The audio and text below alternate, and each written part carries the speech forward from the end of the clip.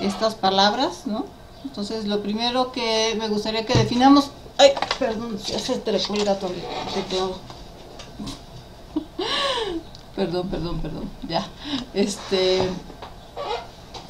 Lo primero que vamos a definir es qué es el endemismo, ¿no? Entonces, si nosotros buscamos en el diccionario de la Real Academia Española, de la RAE, la palabra endemismo, pues nos dice cualidad de endémico, ¿no? Entonces ahora hay que buscar endémico.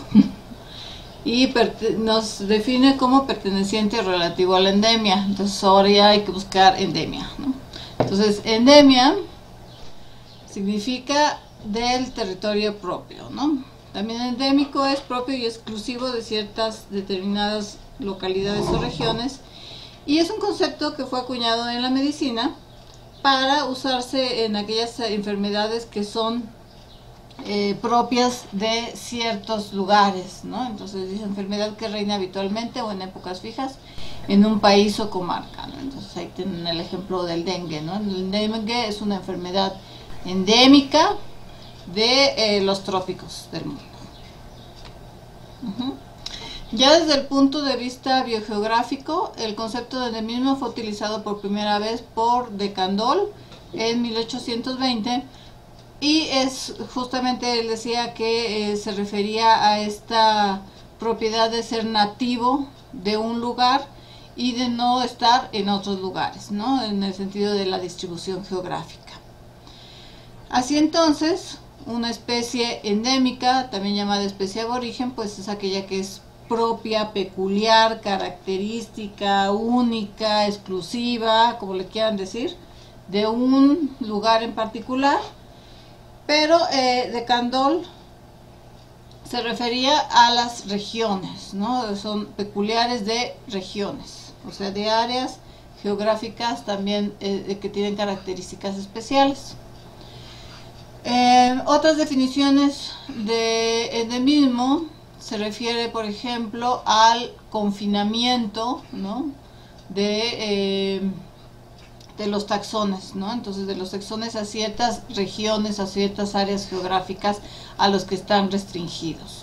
Entonces, el término contrario al endemismo sería el cosmopolitismo o el pandemismo, ¿no? Entonces, una especie cosmopolita o una especie pandémica sería aquella que estuviera en todos los lugares, y las especies endémicas, por el contrario, son aquellos taxones que son exclusivos de un lugar en particular. Por ejemplo, Zunino y Zulini dicen que es independientemente del tamaño de la, geográfico, de la extensión de la superficie que puedan abarcar, los taxones pueden ser endémicos de un lugar en particular. Es decir, que no depende el endemismo del tamaño del territorio que se esté ocupando.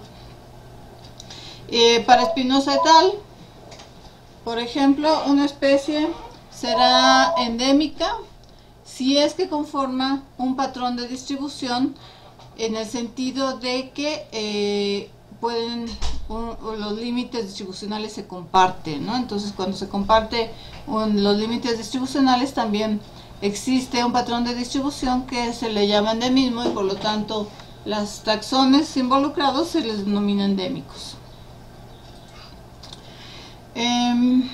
Por lo tanto, podemos empezar a definir lo que no es el endemismo, ¿no? Entonces, lo que no es el endemismo es la microarealidad, y con la microarealidad me refiero a las áreas de distribución pequeñas.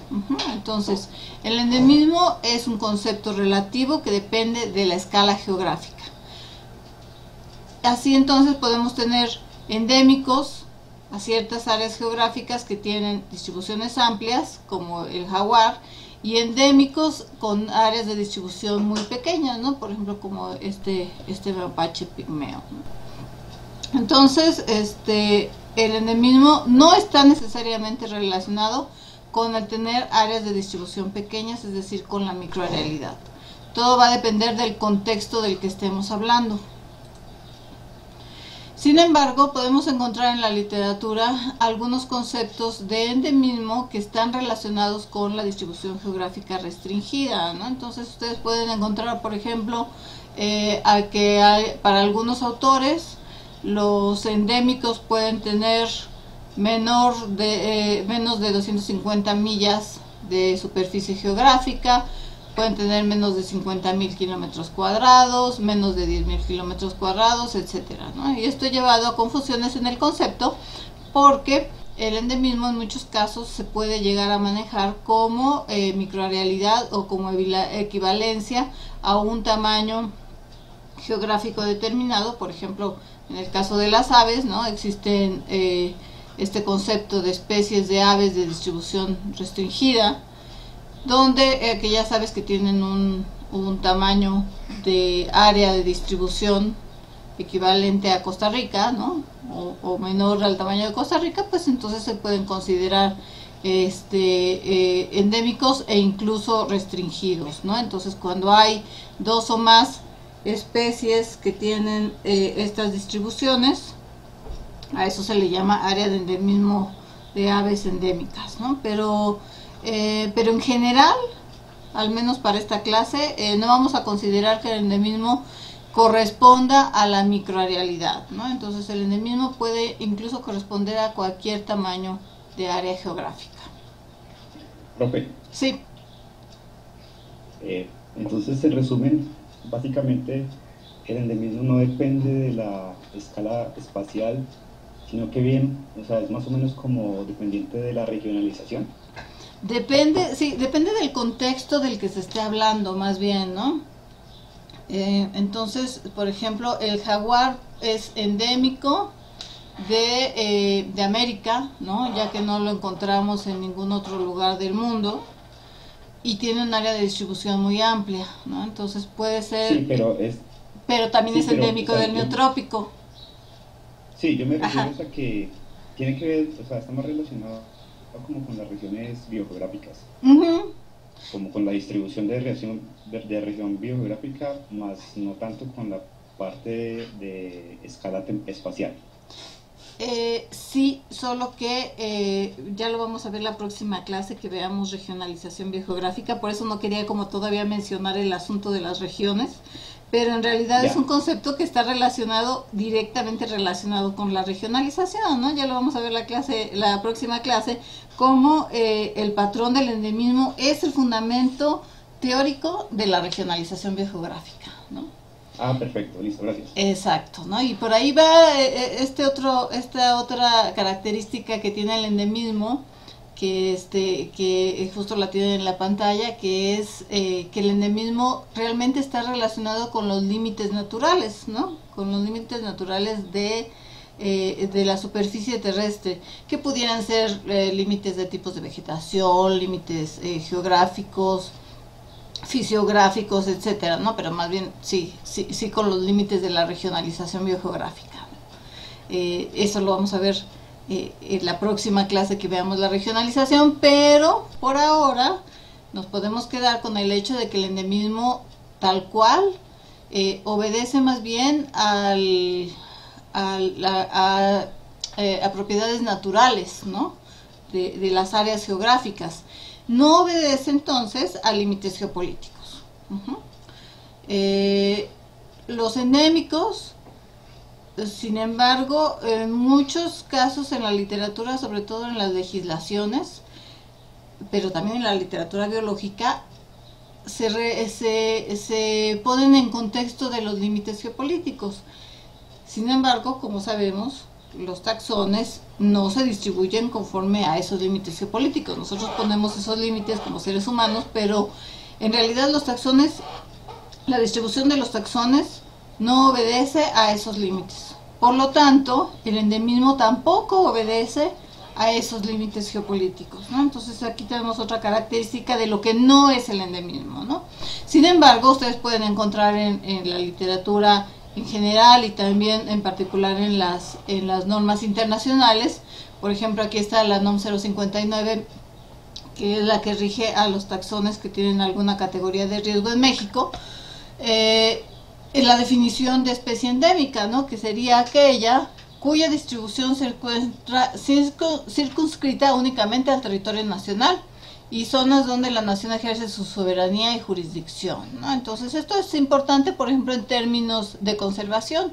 Sin embargo, también puede causar un poco de, pues, de ruido en aquellas especies, como este caso que ven ustedes ahí, donde las áreas de distribución de los taxones pues exceden los límites geopolíticos de cierto país, ¿no? Entonces ahí empieza a haber esas polémicas de pues quién se reparte la conservación de esas especies, ¿no? Si no es endémica a los límites geopolíticos de cada uno de los países, ¿no? Entonces estos son conceptos que hay que tomar mucho con pincitas y entender el contexto de cada uno de los documentos que estamos leyendo o de acerca del endemismo, ¿no? Entonces el endemismo puede, como ven, puede tener muchas malinterpretaciones o bien interpretaciones, no sé cómo se diga, pero todo va a depender de la persona incluso que se está apropiando del concepto del endemismo.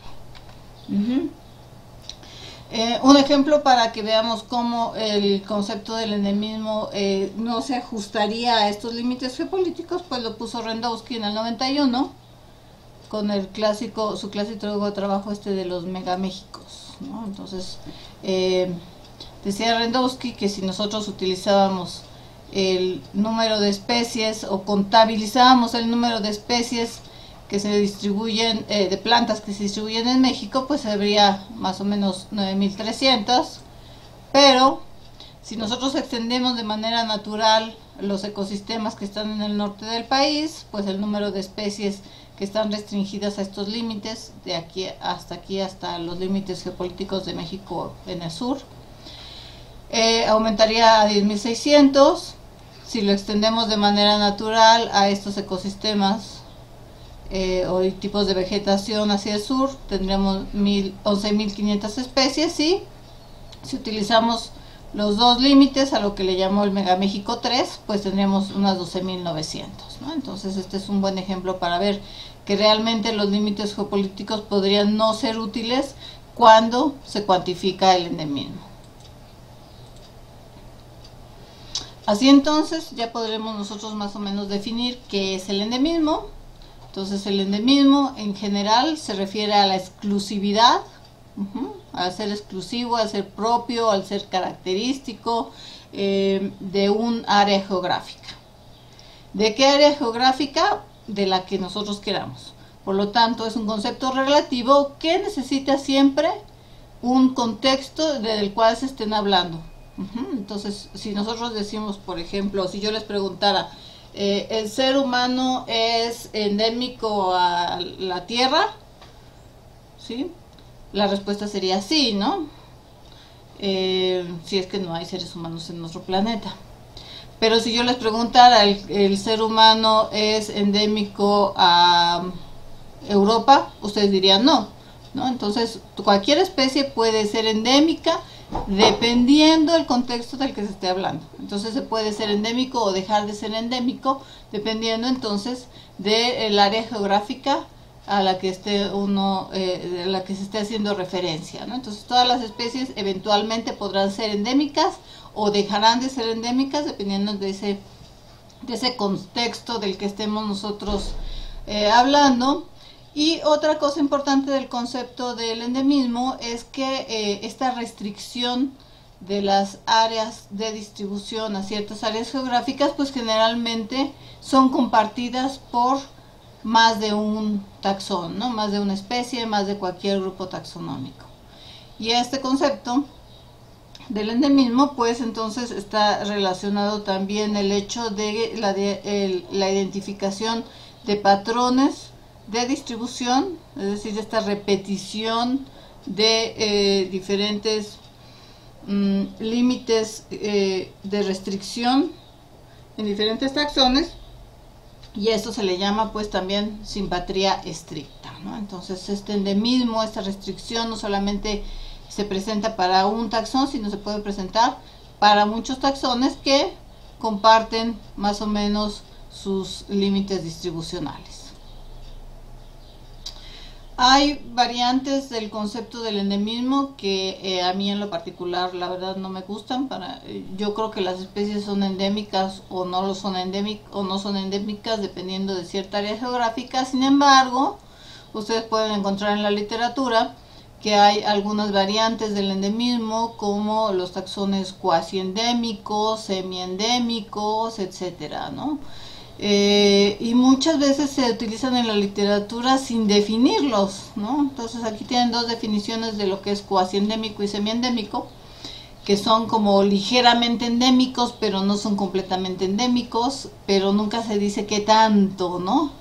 Entonces, mi sugerencia es tratar de evitar este tipo de conceptos, o si los van a usar, pues usarlos clarificando bien exactamente qué es una especie endémica, qué es una especie cuasi endémica, semiendémica, etcétera, ¿no? Pero desde mi punto de vista no tiene sentido hablar de estas variaciones, ¿no? Por ejemplo, el glosario de la IUCN dice que endémico es nativo a o restringido a cierta área geográfica, pero también hay especies altamente endémicas, ¿no? Puede existir esto, pero siempre y cuando nosotros estemos hablando del contexto del que estamos del área geográfica, y que lo podamos definir de forma muy práctica, ¿no? Entonces, por ejemplo, dice especies altamente endémicos, aquellas con rangos de distribución, bueno, dijimos que rangos era áreas de distribución naturales restringidas, especialmente vulnerables a la extinción, si su hábitat natural está eliminado o significativamente con disturbio, ¿no? Otras variantes del endemismo son, por ejemplo, el paleoendemismo y el neoendemismo, y estos conceptos están relacionados con la edad de diversificación de los taxones, ¿no? Entonces, por ejemplo, podemos tener en los paleoendemismos a aquellos taxones que están restringidos pero que son antiguos, y a los neoendemismos, pues aquellos taxones que están restringidos pero pues son de diversificación más reciente, ¿no? Entonces, pero esto obviamente vuelve a ser relativo de acuerdo con la escala temporal que nosotros de la que estemos hablando, ¿no? Entonces, por ejemplo, en este caso, una de las especies pudiera ser más paleoendémica, porque es más antigua, y una especie que tiene una distribución restringida podría ser neoendémica porque es más reciente, pero ambas se encuentran restringidas a cierta área geográfica.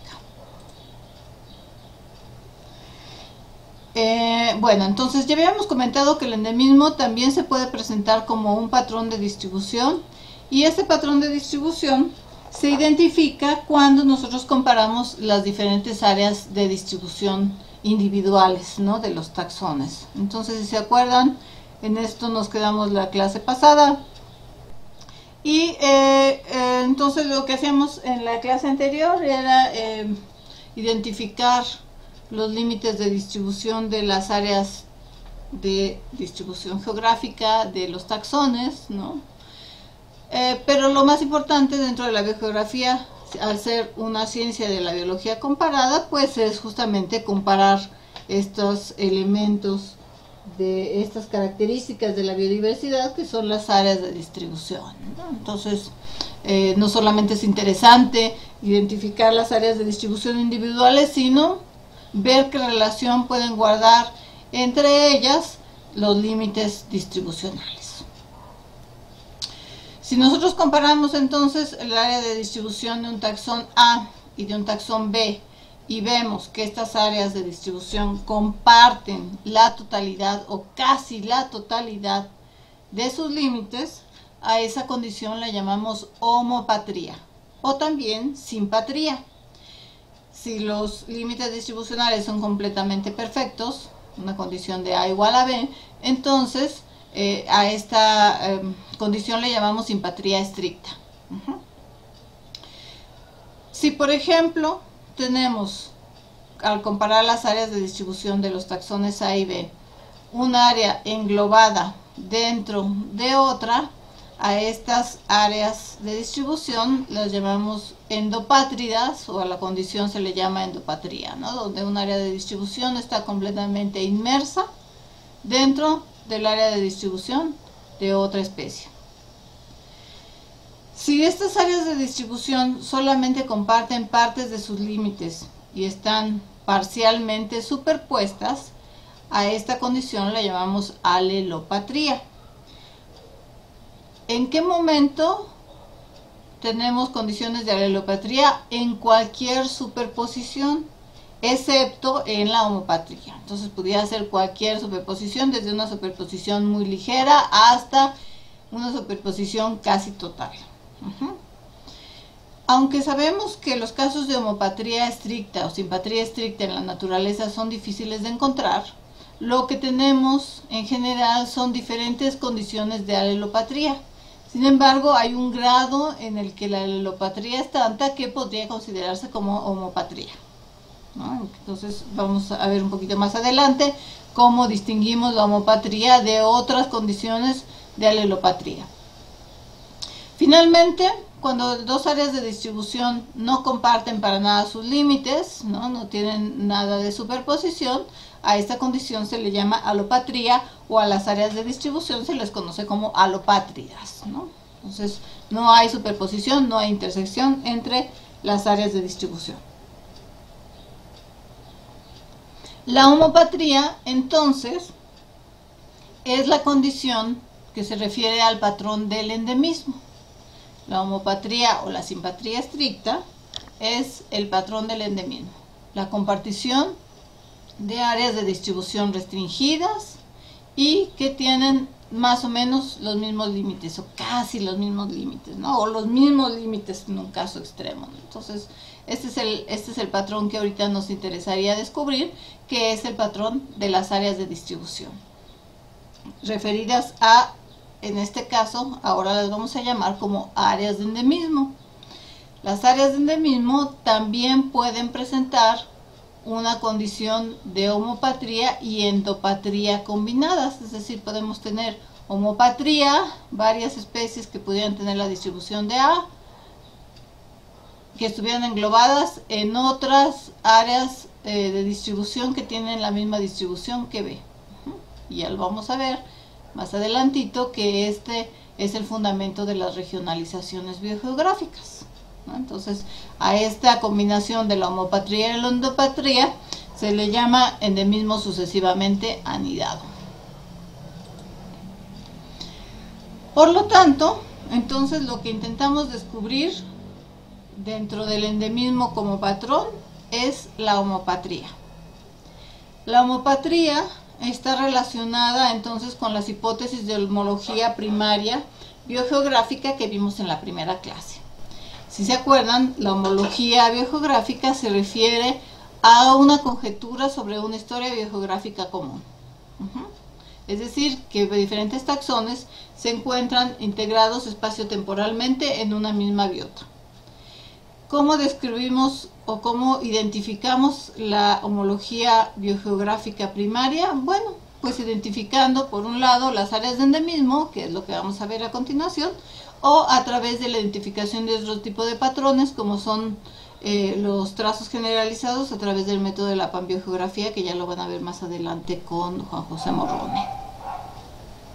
Entonces estaríamos en esta etapa de identificación de patrones biogeográficos que se refieren a la homología biogeográfica primaria. ¿Por qué? Porque nosotros suponemos que la compartición de diferentes límites, de los límites distribucionales de diferentes taxones, se deben a un proceso común y a una historia biogeográfica común. Es decir, si yo veo que las distribuciones de diferentes taxones, muchas veces taxones que no están relacionados filogenéticamente y que se comparten sus límites distribucionales, bueno, esto es resultado de procesos que han integrado a esa biota tanto en el espacio y en el tiempo, que han sido comunes, ¿no? Y por eso hoy en día puedo ver a esos límites distribucionales compartidos. Posteriormente, que hago esta conjetura de que, bueno, si tienen los mismos límites de distribución, postulo que comparten estos taxones conforman una biota, que comparten una historia biogeográfica común. Después voy a comprobar, esa es la hipótesis, a través de la homología secundaria o de las pruebas de congruencia, que generalmente se hace mediante un análisis biogeográfico cladístico, que vamos a ver también más adelante, lo van a ver con Juanjo Morrone, ¿no? Entonces ahorita estamos en esta etapa de la identificación de patrones de distribución que pueden considerarse como hipótesis de homología biogeográfica primaria a través del patrón del endemismo, también llamado área de endemismo. Entonces definamos qué es un área de endemismo. Un área de endemismo en general se refiere a un área geográfica que tiene taxones particulares, ¿no? Taxones exclusivos, más de uno. Acuérdense que estamos hablando de un patrón. Entonces, por ejemplo, de Candolle en 1820 enunció ya un concepto directamente relacionado con la regionalización, que son las regiones. En este caso, bueno, de Candolle era botánico y yo hablaba de regiones botánicas. Entonces, cualquier región botánica, que en este caso es un área de endemismo, es cualquier área que tiene un cierto número de especies que le son peculiares, y si esas son las especies endémicas. Es decir, las especies endémicas, dos o más especies endémicas, diagnostican áreas geográficas a las que podemos nosotros llamar regiones. ¿Por qué? Porque son exclusivas, son características, están restringidas a esas áreas geográficas. Nelson y Plotnick, entonces, con base en el concepto de Candolle, dicen que las áreas de endemismo son áreas relativamente pequeñas, nada más que nunca dijeron que era pequeño o que era grande. Entonces, pues ahí hay que tomar ese concepto como medio con pincitas. Pero lo más importante es que dice que son áreas con un número significativo de especies con distribuciones coincidentes de taxones que no están presentes en otra área. Es decir, son áreas que presentan el patrón de la homopatría o de la simpatría y además de la exclusividad, es decir, el endemismo. Un área de endemismo entonces es una zona geográfica definida por la congruencia espacial de las áreas de distribución de dos o más taxones. Y esos taxones pues justamente son los taxones endémicos, ¿no? Entonces en este ejemplo pueden ver ustedes, ¿no? Las áreas de distribución compartidas que se superponen en una muy buena parte, ¿no? De dos especies que están sobre los Andes.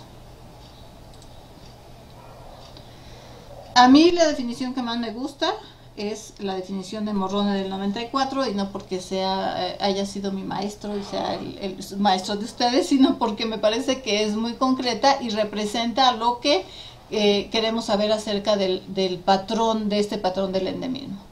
Entonces dice Morrone que un área de endemismo es el área de congruencia distribucional no azarosa entre diferentes taxones. Estamos hablando entonces que son más de dos taxones. No puede haber áreas de endemismo con un solo taxón, sino tiene que haber más de uno, que comparten sus límites de distribución y que además, en esta parte donde dice Morrone no azarosa, se refiere justamente a que existe un proceso subyacente de estas congruencia distribucional, ¿no? No es una congruencia distribucional nada más que ocurra porque son tantas especies que eventualmente dos o más especies van a compartir sus rangos de distribución, sino que existen procesos subyacentes que las generaron y que generan que estos que hoy podamos ver en los límites distribucionales compartidos. Otros conceptos de área de endemismo están relacionados, por ejemplo, con la monofilia. Se refiere a que tienen que ser dos o más taxones monofiléticos, o a la concordancia, pero en general todos tienen que ver con la coocurrencia, con la codistribución de dos o más taxones y su restricción geográfica a ciertas áreas.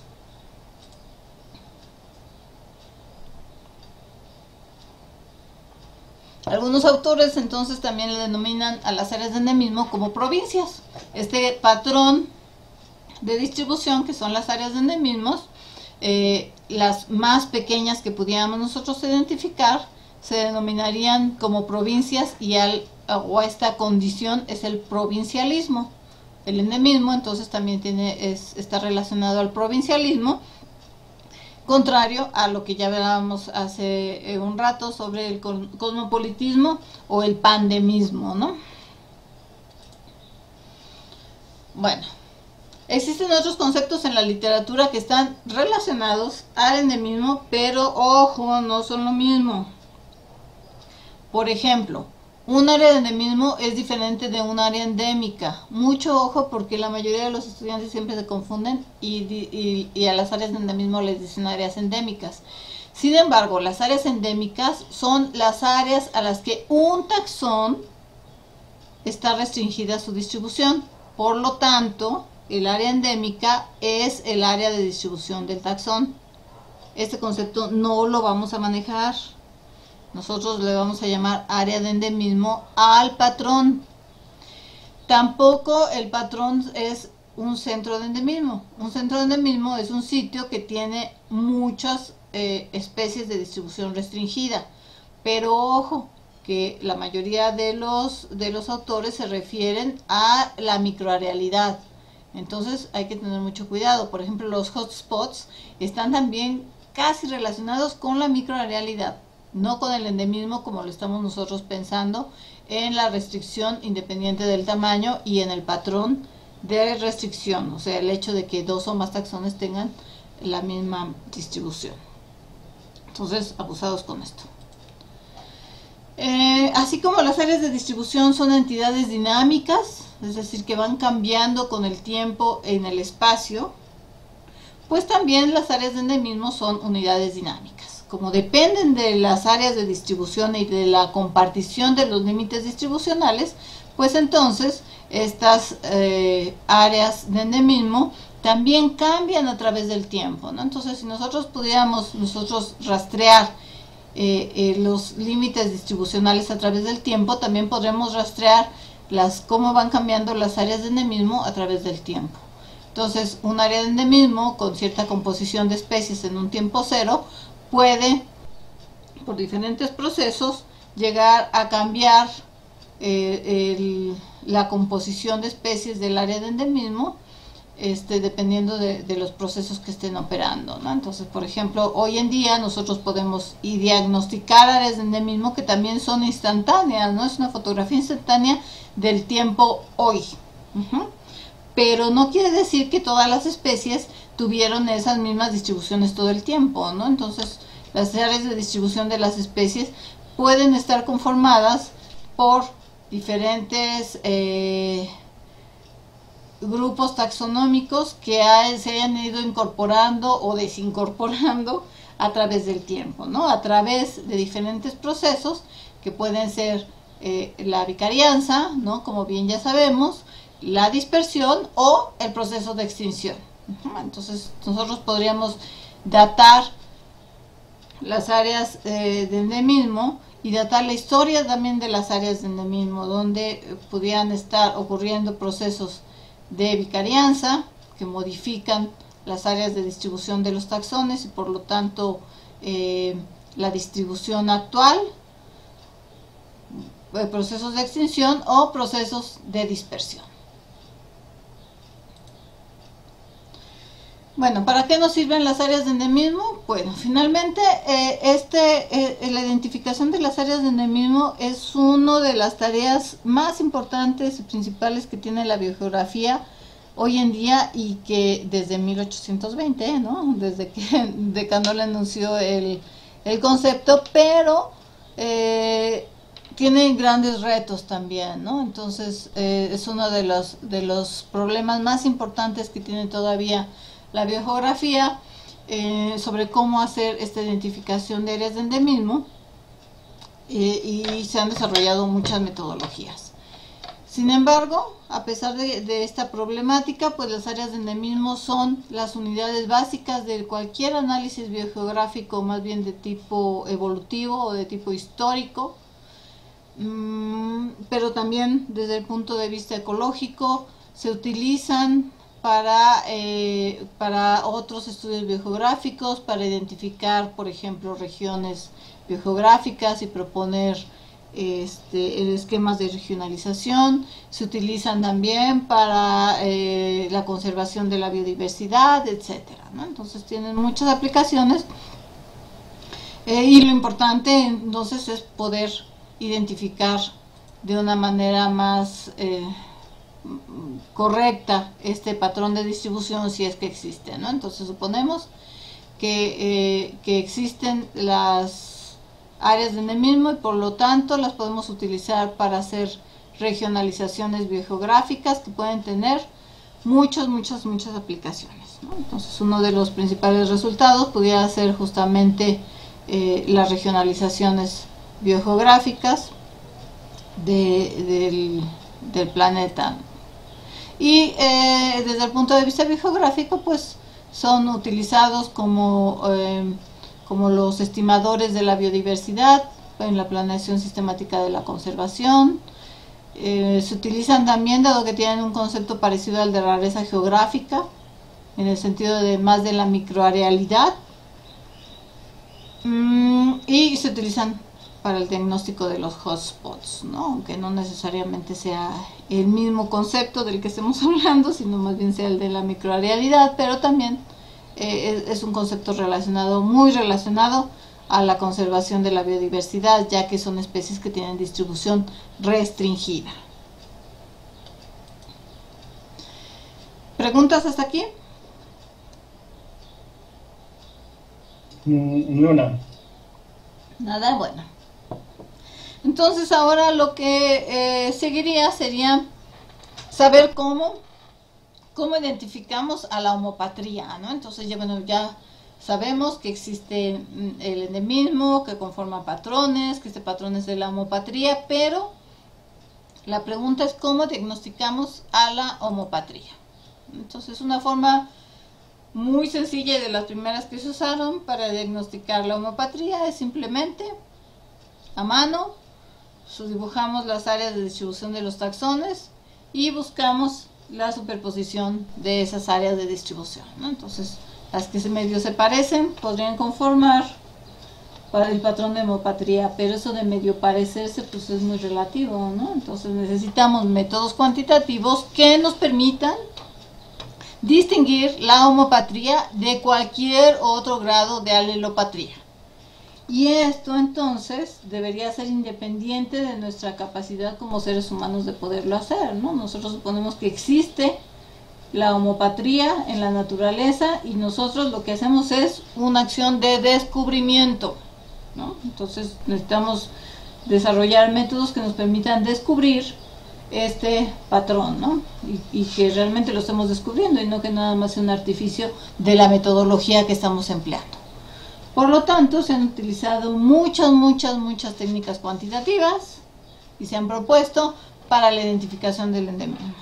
Las primeras técnicas que se emplearon fueron métodos que vienen de la sistemática de la taxonomía numérica, ¿no? De la fenética, pero también hay otras metodologías que se han ido proponiendo con el paso de los años, algunos relacionados con el método del cladismo y otras que no tienen nada que ver con ninguno de los dos, ¿no? Entonces esta es una breve lista de algunos de los métodos que se han propuesto. Creo que tengo casi todos o la mayoría. Algunos de ellos fueron propuestos una única vez y nadie más les volvió a hacer caso, ¿no? Pero tenemos algunos otros que han tenido muchas aplicaciones, ¿no? En la literatura. Entonces tenemos el análisis de clústeres, el análisis de parsimonia de endemismos, que ahorita vamos a ver con todas sus variantes, CADE, PAE, PCE, PASA, etcétera. Índices de endemismo, análisis de elementos bióticos, modelos nulos, análisis de clados anidados, método de optimización u optimización, que también lo vamos a ver. Análisis de redes, lógica difusa, corotipos, extrapolación kernel, cadenas de Markov y enunciados de 3 áreas, de 3 distribuciones, entre otros, ¿no? Entonces, la primera metodología cuantitativa que se utilizó y que hoy en día se siguen usando, abusados, porque hoy en día se siguen publicando artículos sobre regionalización y sobre identificación del endemismo a través de los métodos numéricos o de los métodos cuantitativos o métodos de similitud biogeográfica. Entonces, entre ellos tenemos los índices de similitud, que seguramente todos conocen: Simpson, Sorensen-Dice, Jacquard, que fueron propuestos para otras ramas del conocimiento. Otra vez viene la patrulla. No necesariamente de la biogeografía, y que se utilizaban en taxonomía numérica o en ecología, y otros que han sido propuestos ya dentro de la biogeografía, como los índices de Kiai, Kulczynski, Baronier, Van y Busser, que se utiliza para la identificación de corotipos, etcétera, ¿no? Y estos combinados con análisis de agrupamientos, que generalmente es el que se utiliza es el UPGMA, ¿no? El ligamiento promedio. Otros métodos cuantitativos incluyen entonces los índices, modelos nulos, análisis de autocorrelación espacial, métodos de ordenación, análisis de redes, bla, bla, bla. Y hay tantos métodos que hay comparación de los métodos, ¿no? Entonces hay autores que se han dedicado a comparar las diferentes metodologías dependiendo de la unidad que utilizan, el criterio que utilizan para la identificación de la congruencia distribucional, que es lo que estamos buscando, etcétera, ¿no? Entonces, bueno, aquí tenemos también más comparación de métodos. En esta clase únicamente vamos a ver dos metodologías que desde nuestro punto de vista están relacionadas directamente con el concepto del endemismo, por un lado, y por otro lado, que han sido los más utilizados en la literatura y los que tienen mayor aceptación, justamente porque están directamente relacionados con el concepto de endemismo, que es la exclusividad y el patrón ese de la homopatría. Entonces, el primer método es el PAE, o el análisis de parsimonia de endemismos. El PAE, como su nombre lo dice, está basado en el algoritmo de parsimonia y fue propuesto inicialmente por Rosen y Rosen-Smith en 1988. Estas son del lado izquierdo tienen ustedes los artículos originales de cuando se propuso el PAE y la primera aplicación cuantitativa del PAE, que es el artículo de Morrone del 94, del lado derecho. ¿Cuáles son los datos que requiere el PAE para ser aplicado? Bueno, puede utilizar puntos de colecta, mapas de distribución, como nuestros mapas clásicos de la UICN, es decir, los polígonos convexos mínimos o cualquier otro mapa de manchas que se les ocurra, o polígonos, o modelos de distribución de especies elaborados con cualquier algoritmo, ¿no? Entonces ahí están. Puede ser cualquier dato de este tipo, puede ser incorporado dentro de un análisis de parsimonia de endemismos. Cuando utilizamos modelos hay que tener mucho cuidado porque obviamente la sobrepredicción que tenemos en los modelos de distribución la podemos acarrear a la identificación de las áreas de endemismo y por lo tanto identificar áreas de endemismo que no existen en la vida real, ¿no? Entonces esto es nada más, es como un paréntesis, abusados con eso. ¿Qué otro tipo de datos necesitamos en el PAE? Bueno, es un método que asigna las georreferencias de los taxones a áreas geográficas. Entonces, el PAE requiere áreas geográficas o unidades geográficas operativas, si le quieren llamar así, para ser elaborado, que pueden ser directamente la distribución geográfica o los puntos, las georreferencias de cada taxón.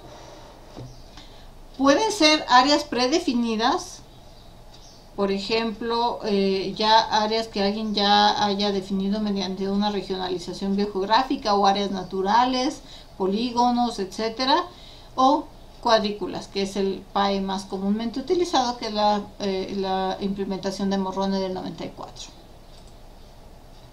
Entonces ahí están, podemos usar los puntos, podemos usar alguna área natural predefinida o simplemente usamos una cuadrícula. Ahora, estas unidades de análisis que se emplean en el PAE, o estas unidades geográficas operativas, si quieren llamarles así, pues influyen directamente en los resultados de los análisis. Por lo tanto, se sugiere utilizar unidades naturales sobre cuadros, y si se van a utilizar cuadros, pues probar diferentes tamaños de cuadro. ¿Cómo es el método del análisis de parsimonia de endemismos? Bueno, entonces, paso número 1, elegimos las unidades de estudio. En este ejemplo son cuadrículas, pero ya dijimos que pueden ser directamente las georreferencias o algún otro tipo de polígono prediseñado, ¿no? En la implementación de Morrone del 94, pues él sugiere cuadritos, ¿no? Entonces podemos tener, por ejemplo, vamos a suponer que vamos a hacer un estudio de identificación de áreas de endemismo en la península de Yucatán, en México, y dividimos a la península de Yucatán en cuadritos. Estos son cuadritos de 1 grado por 1 grado. Paso número 2. Sobre los cuadritos, entonces vamos a superponer cada una de las distribuciones o las localidades de las especies a estos cuadros. Entonces, por ejemplo, tenemos aquí la especie A, la especie B y la especie C. Obviamente es un ejemplo didáctico, pero en la vida real pues hacemos estos análisis con muchos taxones y muchos cuadros, ¿no? Entonces superponemos la distribución de la especie A, o los puntos donde está la especie A en los cuadros, la especie B y la especie C.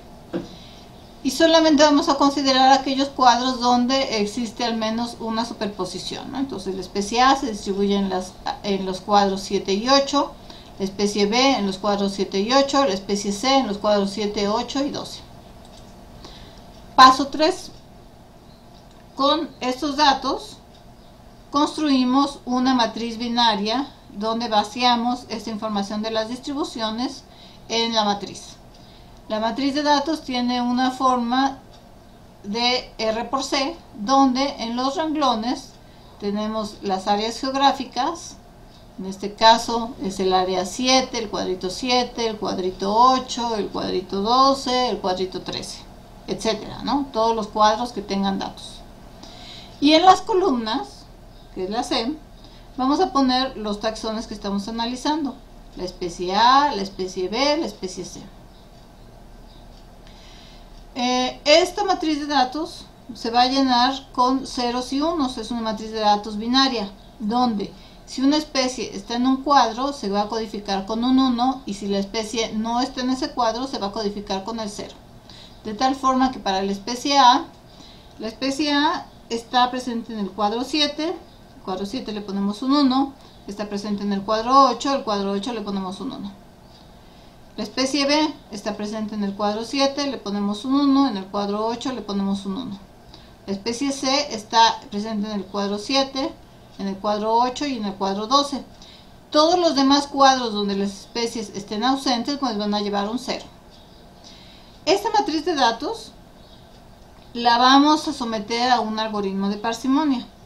Por lo tanto, vamos a incluir un área hipotética, que en este caso se llama out, del out group, ¿no? Como si fuera un grupo externo en sistemática, y lo vamos a codificar todos con ceros, con el estado plesiomórfico. Entonces, si se dan cuenta, estamos haciendo aquí una analogía de la sistemática filogenética o cladismo con las distribuciones de los taxones, ¿no? Por eso se llama análisis de parsimonia de endemismos. Ahora entonces a esa matriz de datos le vamos a aplicar un principio de parsimonia, un algoritmo que tenga simplicidad o parsimonia para obtener un cladograma de áreas. Se puede utilizar cualquier software que se quiera para elaborar un cladograma, para analizar esta matriz y entonces obtener un cladograma de áreas que nos esté representando entonces la relación de todos nuestras, en este caso de nuestros cuadros. Paso 4, aplicamos el algoritmo de parsimonia o de simplicidad. Paso 5, delimitamos los grupos de cuadrantes definidos por al menos 2 especies. Entonces, una vez que tenga mi cladograma, voy a buscar dentro del cladograma todos aquellos clados que estén sustentados por al menos 2 especies. ¿Por qué? Porque me voy a acordar de mi concepto de área de endemismo. El área de endemismo es un área de congruencia distribucional no azarosa entre al menos 2 taxones. Por lo tanto, entonces, todos aquellos cuadros que tengan la distribución o que compartan la coocurrencia, que compartan la distribución, que compartan los límites distribucionales de 2 o más taxones, conformarán un área de endemismo. Entonces eso es lo que voy a buscar dentro de mi cladograma. Todos aquellos clados donde haya al menos 2 sinapomorfías geográficas, que están representando la distribución geográfica de los taxones de 2 o más. ¿Por qué 2 o más? Por el concepto de endemismo. Si este fuera una parte de mi cladograma final, entonces puedo ver que tengo un área de endemismo diagnosticadas por las especies A y B, que está conformada por los cuadritos 7 y 8. En el caso de C, como C solamente es una sinapomorfía para el clado 12, 7 y 8, pues ahí no tendría un área de endemismo.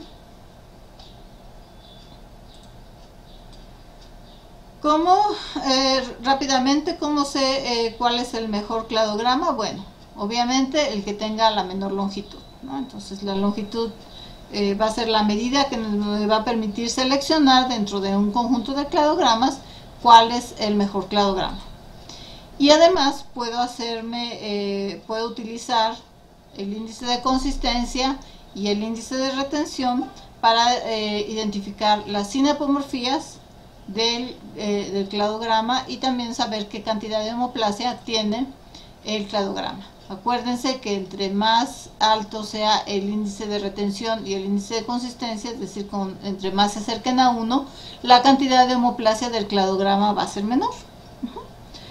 Y entonces me interesan aquellas sinapomorfías, ¿no?, que tienen un índice de consistencia obviamente de 1.0, ¿no? Ok, entonces ya tengo mi cladograma, identifico mis áreas de endemismo y ahora tengo un área de endemismo que es 7 y 8, que corresponde al concepto de área de endemismo. Finalmente, el paso 6, entonces me llevo la información del cladograma a la geografía. Este paso es súper importante. Tengo que ir del cladograma a la geografía, superpongo las distribuciones de los taxones y puedo ya ahora dibujar el área de endemismo. Entonces el área de endemismo es estos cuadros 7 y 8 diagnosticados por las especies endémicas A y B, que son endémicas porque solamente se encuentran en estos 2 lugares, no están en ningún otro lugar más que en 7 y 8, son exclusivas de esta área de endemismo y además comparten sus límites distribucionales. El PAE se puede hacer, entonces dijimos que a partir de cuadritos, se puede hacer a partir de áreas predefinidas, se puede hacer a partir de localidades. También hay una implementación para el análisis de trazos en paleogeografía. Y finalmente lo que se obtiene es un cladograma donde lo más importante son las sinapomorfías geográficas, 2 o más sinapomorfías geográficas. Existen varias variaciones, valga la redundancia, del PAE, que son el PAE, otro que se llama el CAE, Análisis Cladístico de Distribuciones de Endemismos, y una implementación parecida que se llama el BPA, que la vamos a ver cuando veamos biogeografía cladística con Morrone, ¿no? Entonces esto nomás es para que sepan que existen variaciones del PAE, modificaciones que se han hecho al PAE, y una de las más comunes es para panbiogeografía es el PAE con eliminación progresiva de caracteres, o también llamado PAE-PCE. que es una implementación, ya la van a ver más adelante también con Morrone con más detalle, que implica que un proceso iterativo donde se van eliminando sinapomorfías del PAE original para obtener relaciones diferentes entre las áreas geográficas. Ventajas y desventajas del PAE. Algunos autores han criticado al PAE porque dicen que no utiliza información filogenética. Sin embargo, eso es mentira, porque si nosotros usamos un CADE, si podemos nosotros utilizar la información de cladogramas dentro de un análisis de parsimonia de endemismos. Por esta razón, muchos autores han dicho que no lo consideran un método histórico, porque no utiliza la información de las filogenias, pero sí se puede usar. También algunos autores dicen que la parsimonia no es un método que debería utilizarse en biogeografía, ya que en biogeografía existen muchas más relaciones reticuladas que son incompatibles con la parsimonia. En general se ha encontrado que los resultados de PAE son congruentes con otras metodologías, incluso con métodos de similitud o algunas otras implementaciones cuantitativas, como el análisis de endemicidad, que vamos a ver a continuación. Una de las principales ventajas, que es a mí también de las que más me gustan del PAE, es que es un método jerárquico, es un método completamente jerárquico, cuyos resultados nos permiten traducir directamente el cladograma hacia regionalizaciones naturales, a esquemas de regionalización biogeográfica. Es un método que nos permite procesar gran cantidad de información, aunque ya todos los métodos lo hacen.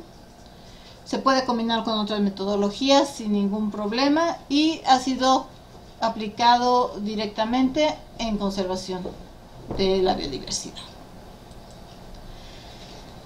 ¿Preguntas sobre el PAE? ¿Dudas? ¿Vamos bien? Bueno, si no me contestan quiere decir que sí. Quiero pensar que sí. Ok. Todo bien. Ok. Bueno, entonces ahora vamos a ver el otro método muy rápidamente, que nació como una respuesta al PAE, ¿no? Que es el análisis de endemicidad. Aquí están otra vez de nuevo todos los métodos, ¿no? Y tenemos el análisis de endemicidad. Aquí está el PAE, que es del 88, y el análisis de endemicidad lo tenemos por el 2002. Aquí está, método de optimización de análisis de endemicidad, 2002-2004.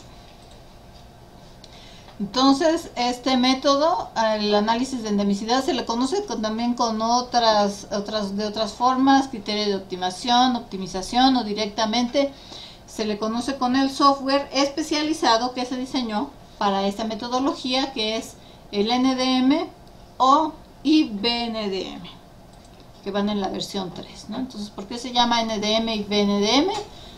Por las consonantes de la palabra endemismo y la B de visualizador. Entonces, es un software diseñado específicamente para el diagnóstico de las áreas de endemismo y se puede descargar gratuitamente de esta página. Los autores son los argentinos Claudia Sumik y Pablo Golubov y algunos otros colaboradores. Este método se llama método de optimización o de optimización porque busca el mejor rendimiento o la mejor manera de obtener, en este caso, las áreas de endemismo. Y una de las principales características de este método es que es casi de los únicos que ha sido diseñado específicamente para diagnosticar el problema de las áreas de endemismo de tal manera que considera de manera explícita el espacio geográfico, lo que no hace, por ejemplo, el PAE, ¿no? Aplica el criterio de optimización durante la evaluación de las hipótesis y no después de obtenerlas, sino que todo el tiempo está evaluando los mejores resultados. está diseñado específicamente para las localidades, para el análisis a través de las localidades geográficas y cuadros, como unidades a analizar. Sin embargo, también puede ser usado con otro tipo de inferencias de áreas de distribución a través de la incorporación de matrices de presencia-ausencia, pero la implementación original es para puntos en cuadritos. No se puede utilizar ningún otro polígono. Identifica, una de las ventajas principales es que puede identificar áreas parcialmente superpuestas, es decir, podemos tener áreas de endemismo que pudieran estar superpuestas, algo que no hace necesariamente el PAE, a menos que hagamos una implementación específica. ¿Qué tipos de datos de entrada utiliza el análisis de endemicidad? Pues dijimos los registros puntuales que tienen esta forma. Estas son el tipo de matrices que utiliza, es decir, la georreferencia directamente en longitud y latitud de cada uno de los puntos. Requiere un archivo específico con ciertas características, pero también comentábamos que podemos utilizar mapas de manchas o modelos de distribución que ya han sido generalizados previamente a cuadros, por ejemplo en un sistema de información geográfica a través de matrices de presencia-ausencia. Entonces también si queremos incorporar una matriz de datos que elaboramos para el PAE se puede, pero es un poquito diferente la matriz de datos, ¿no? Entonces depende de la cuadrícula que se diseñe específicamente para el NDM. ¿Cómo se aplica el algoritmo? Bueno, este algoritmo depende del ajuste que tienen las distribuciones geográficas a ciertos conjuntos de cuadros dentro de una cuadrícula. Entonces vamos a suponer que tengo este universo que incluye toda mi área de estudio de 1, 2, 3, 4, 5, 6, 7 por 7 cuadros. Pero voy a ir analizando conjuntos de cuadros cada vez. Supongan que tengo ahora este conjunto de cuadros de 6 cuadros amarillos, 1, 2, 3, 4, 5, 6 cuadros amarillos, y estos son los puntos de distribución de un taxón. Entonces, el método lo que se pregunta es qué tan ajustada, qué tanto se ajusta la distribución de cada uno de los taxones a este conjunto de cuadros o de celdas en particular. Veamos por ejemplo el caso de bolita azul. Bolita azul se distribuye en este cuadro, en este cuadro, en este cuadro, en este cuadro, en este cuadro y en este cuadro del conjunto de 6 cuadros que estoy analizando. Por lo tanto, bolita azul tiene el mejor ajuste a este conjunto de cuadros. ¿Por qué? Porque está en todos los cuadros y en cada uno de ellos.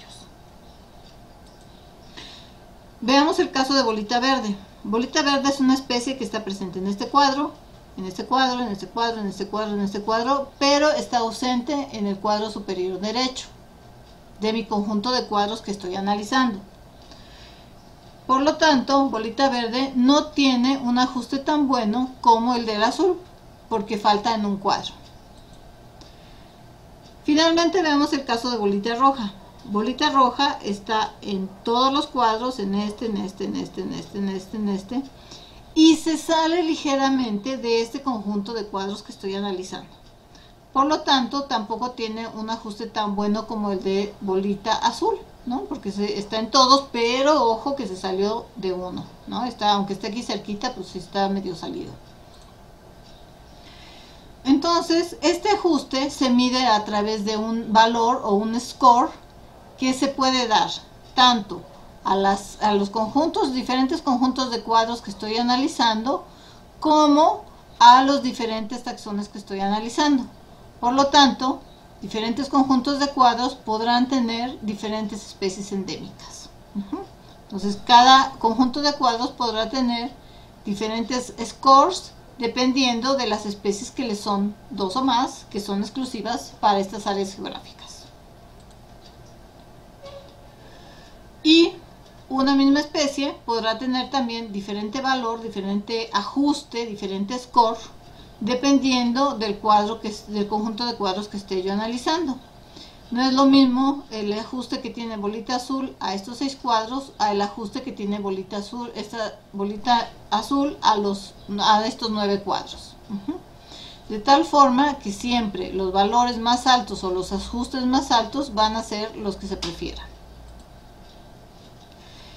Así entonces, este algoritmo de optimización tendría que evaluar todas las posibles áreas o todos los posibles conjuntos de áreas que se encuentran en mi universo. Y puedo yo empezar a evaluar con todos los conjuntos de áreas a partir de 2 áreas. No se puede evaluar puedo evaluar puedo evaluar etcétera, ¿no?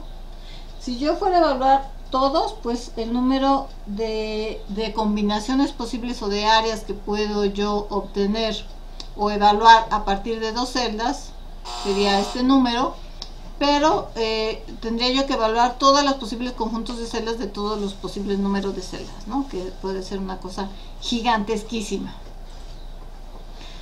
Así entonces, el criterio de optimización no evalúa todas esas áreas, sino las evalúa dependiendo de 4 criterios.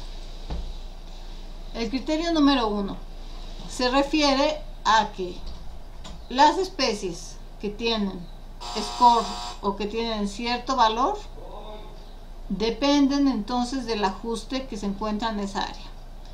Así entonces, enunciando el criterio 1, dice: la distribución de una especie se ajusta perfectamente, que es el caso de bolita azul.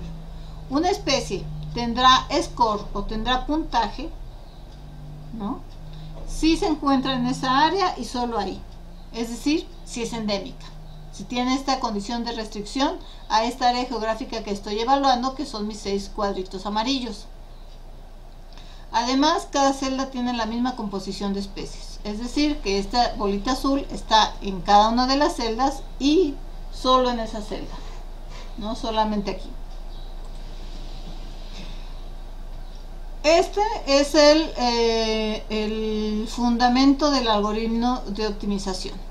Como yo voy a evaluar no una especie, sino 2 o más especies, entonces voy a obtener este score o este ajuste o este valor de las especies a través de un índice que es el índice de endemicidad, o el EI. Como lo estoy evaluando para 2 o más especies, pues entonces el índice de endemicidad o el valor de endemicidad del área geográfica, es decir, de los 6 cuadritos, va a ser la suma de cada uno de los índices individuales de las especies. Entonces necesito calcular el índice de cada una de las especies y después sumarlos.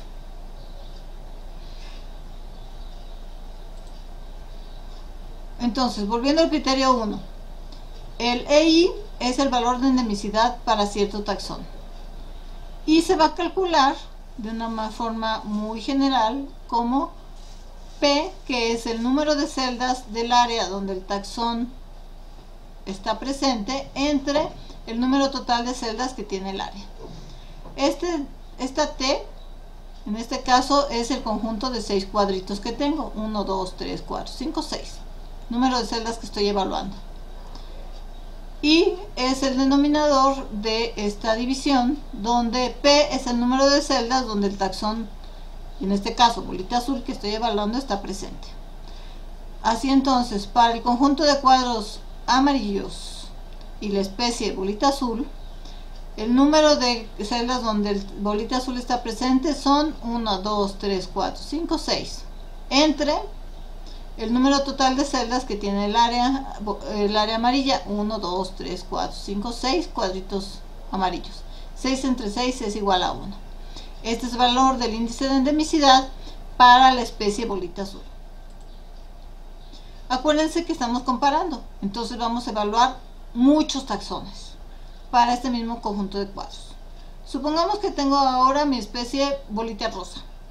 Bolita rosa, vean que está distribuida en cada uno de los 6 cuadros de este conjunto de 6 cuadros que estoy evaluando. Bolita rosa va a ser igual a número de celdas donde está presente, que son 6 celdas, 1, 2, 3, 4, 5, 6, entre el número de celdas que estoy evaluando, que son 6, 1, 2, 3, 4, 5, 6, igual a 1.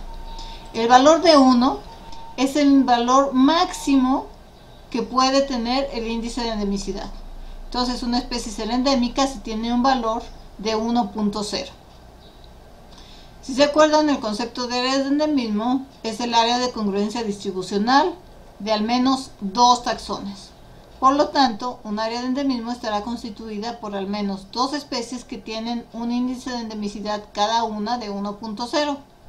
Así entonces, para el conjunto de mis 6 cuadros amarillos, el índice de endemicidad, aquí se con E mayúscula, será igual a la suma de los índices de endemicidad independientes de cada uno de los taxones. Es decir, el índice de endemicidad de bolita azul, que es igual a 1, más el índice de endemicidad de bolita rosa, que es igual a 1, me da una suma de 2.0. Por lo tanto, mis 6 cuadros amarillos constituyen ahora un área de endemismo. Siguiendo con el algoritmo de optimización, el criterio 2 nos dice que una especie puede contribuir al puntaje del área de endemismo o al score o al índice de endemicidad si se encuentra presente en alguna celda adyacente fuera del área, que es el caso de bolita roja. Así entonces podemos calcular el valor de endemicidad de bolita roja. Bolita roja entonces está presente en 1, 2, 3, 4, 5, 6 celdas de las 6 que constituyen nuestro conjunto de áreas que estoy evaluando. 1, 2, 3, 4, 5, 6. Sin embargo, bolita 6 no podría tener un valor de endemicidad igual que la bolita azul o que bolita rosa. ¿Por qué? Porque se sale un poco del área de endemismo. Quiere decir que sí es endémica esta área, pero como que no necesariamente endémica, ¿no? Porque si ya estuviéramos hablando estrictamente de nuestros 6 cuadritos, pues ya no sería endémica completamente. Entonces tendríamos que castigar a esta bolita roja. ¿Cómo castigamos a bolita roja porque se salió? Bueno, la castigamos a través de un factor que le bajaría el score a esta bolita roja de tal forma que no pudiera tener el mismo valor que bolita azul o que bolita rosa. Este factor está en el denominador de la ecuación, que es esta O por 1 sobre FO. O es el número de celdas adyacentes al área donde el taxón X está presente, es decir, es esta celda adyacente, es una celda adyacente donde se salió bolita roja. Y FO, es el factor para las presencias observadas fuera del área, que tiene un valor por default de 0.5. Nosotros podemos cambiar este valor, pero es el valor sugerido por los autores. Entonces vamos a tener que sumar más al 6 el factor de castigo, digamos. Por lo tanto, bolita azul tendría un puntaje de bolita roja tendría un puntaje de 0.75, que es menor al 1.0, ¿no? No podría tener 1.0 porque no es una especie endémica al área, entonces ya el score empieza a bajar. Así entonces, si yo sumara solamente a especies bolita azul y bolita roja, para mi conjunto de 6 cuadros que estoy analizando, la suma sería el índice de endemicidad igual a la suma de los índices de endemicidad de bolita azul, que es 1, más bolita roja, que es 0.75, tendría un valor de 1.75. Como el valor mínimo para que un área de endemismo sea realmente un área de endemismo, ¿no?, se precie de serlo, entonces deberíamos tener un valor mínimo de 2.0. Por lo tanto, con estas dos especies, este conjunto de 6 cuadros no es un área de endemismo. Siguiendo con los criterios. El criterio 3. El criterio 3 dice que no se requiere que todos los cuadros tengan idéntica composición de especies, ¿no? Entonces relajamos un poco nuestro criterio 1. ¿Por qué? Porque hay especies que solamente ocurren en una celda. Si quieren llamarlas microareales, microareales, ¿no? Podemos tener el caso de esta bolita morada que se distribuye en esta celda. y por lo tanto cambia la composición de todas las otras celdas. Pero esto ocurre en la naturaleza. Es muy común que tengamos especies que solamente estén registradas para una sola localidad. Entonces, estas especies las vamos a dejar que existan, pero no le vamos a dar, no van a contribuir al puntaje del área de endemismo. Criterio número 4. Una especie puede estar ausente en un cuadro dado por falta de recolecta o extinción. Sabemos, como lo vimos en la segunda clase, que los shortfalls, estos sesgos que tiene la biodiversidad, modifican las áreas de distribución de los taxones. Y es muy común que tengamos falta de recolecta en las distribuciones de los taxones y por lo tanto tengamos distribuciones que pudieran parecer mucho más pequeñas de lo que en realidad son debido a esta falta de recolecta.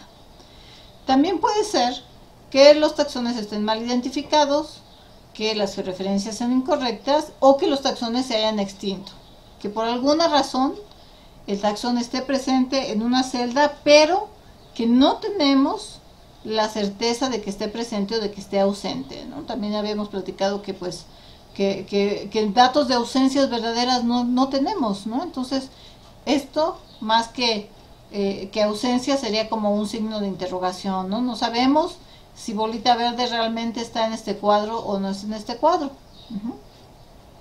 Ahora, cuando esto ocurre, entonces, por ejemplo, en el caso de bolita verde, esta bolita verde puede dar score, pero su score obviamente se va a ver reducido respecto a los scores de las especies que sí tienen un ajuste perfecto. Si nosotros calculamos el índice de endemicidad de bolita verde, entonces tendríamos el número de celdas donde bolita verde está presente en mi conjunto de cuadros, que en este caso son 1, 2, 3, 4, 5, entre el número de celdas que estoy evaluando. 6 cuadritos, 1, 2, 3, 4, 5, 6, entre 6. Por lo tanto, esta especie bolita verde pues nunca va a poder tener un score igual a 1 porque no está en todos los cuadros. En este caso bolita verde tiene un score de 5 sobre 6 igual a 0.83. Este 0.83 obviamente nunca va a poder llegar a ser 1.0. Sin embargo, podemos darle una ayudadita a esta especie para saber si realmente pudiera estar en este cuadro o no. Si solamente tuviéramos estos datos, bolita morada en uno solo, bolita morada no estaría incorporada en el score, bolita verde tendría su autocastigo por faltar en 1, bolita roja le estaríamos castigando por salirse de 1, y bolita azul, que tiene el mejor ajuste, el índice de endemicidad de nuestros 6 cuadros sería la suma de los índices de endemicidad de todas las especies que dan score. Bolita roja con 0.75, bolita verde con 0.83 y bolita azul con 1. El total es 2.58. Por lo tanto, el área de estos 6 cuadros se puede considerar un área de endemismo, ya que tiene un score mayor a 2.58 y tiene al menos esas 3 especies endémicas. Los 4 criterios se pueden traducir en lo que se llama la regla de la igualdad, que dice que una especie es endémica a un área si está presente en al menos en 2 cuadros y en cada cuadro del área de la especie está presente, que es el mejor ajuste, o ausente en no más de X número de cuadros, que es el caso de bolita verde, y presente en X cuadros fuera, que es el caso de bolita roja. ¿Se acuerdan que hablamos de bolita verde? Bueno, bolita verde es el problema de la ausencia del esfuerzo de muestreo, ¿no? Donde no sabemos si realmente la especie está presente o está ausente. Y dijimos que podíamos darle una ayudadita para saber si estaba presente o no. Así entonces, los autores del método propusieron que este problema que afecta a los datos de la distribución geográfica puede medio solventarse a través de la inferencia o de la la asunción de presuposición de la ausencia o de la presencia de los taxones en los cuadros en los que no están. De tal forma que el método acepta no solamente los datos presente y ausente, sino también acepta otro tipo de datos que es el asumido o inferido. Y se pueden incorporar a través de que uno lo asigne en el software o mediante el algoritmo del polígono convexo mínimo, mediante modelos de distribución de especies o directamente dentro del software a través de un polígono máximo de inferencia por la distancia al borde de los cuadros.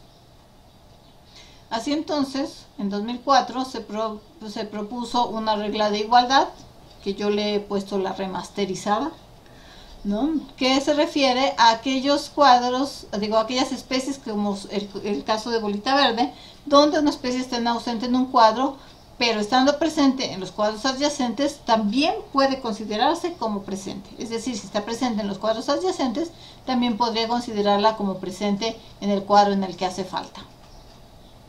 A través de dos tipos de datos.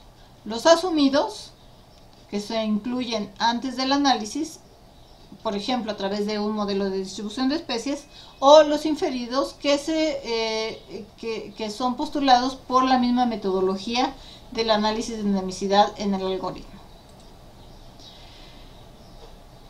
Y entonces, para este tipo de datos asumidos o inferidos, nosotros podemos incorporar otros factores de castigo para aquellas especies. Por ejemplo, los que son FI es para las celdas inferidas, las que tienen la A, FA son para las celdas asumidas, y tenemos los que son adyacentes y los que no son adyacentes en los DES, FEDES y FNs. ¿Cómo funcionan la opción por default la que está incorporada dentro del algoritmo? Bueno, esto funciona a través de la opción fill y de la opción assume. En la opción fill lo que se hace es que, dada nuestra cuadrícula y las áreas de distribución de las especies, pues se asumen como presentes todo el cuadro en donde la especie ha sido registrada. Si tenemos una especie que está en la intersección, bueno, todos los cuadritos se asumen como presente. En este caso podemos ver cómo la presencia, todos aquellos cuadritos que han sido pintados con color rojo. Entonces, tenemos aquí la cuadrícula completa, tenemos la cuadrícula con datos, que está en verde, y la distribución de esta especie, que en este caso es la gran especie, ¿no? Cuya distribución son los puntitos amarillos, pero su inferencia de presencia es hacia los cuadros rojos. Cabe mencionar que estas diapositivas son de Claudia Sumic. Así entonces, ¿no? Cuando nosotros le pedimos al programa que haga un relleno con la cercanía al borde, entonces aquellos puntos que estén más cercanos al borde, dependiendo de cierto porcentaje de relleno, se nos va a pintar con esta opción de puede que la especie esté aquí con este color azul. Esto quiere decir que la especie podría estar también en ese otro cuadro, de acuerdo con el valor de relleno que nosotros le demos. Y este cuadro azul no va a funcionar como una presencia verdadera, sino va a funcionar como una presencia inferida, ¿no? O sea, que el método puede suponer que ahí está la especie. Y tiene una codificación diferente en la matriz de datos, porque ya no cuenta como una especie, como una presencia verdadera, sino es una presencia que puedo suponer que está. Sin embargo, también podría yo utilizar el valor de asumido con un valor de relleno, donde no voy a pintar el cuadro de azul, sino lo voy a pintar de rojo y lo voy a asumir como si fuera una presencia verdadera. Y eso lo puedo hacer para rellenar con diferentes valores las distribuciones de los taxones y tratar de resolver un poco el problema de la falta de muestreo. Entonces todo va a depender de si yo quiero hacer estas opciones de rellenado o asumido, y del valor que yo le quiera dar acerca de cuánto quiero que las especies aumenten su distribución.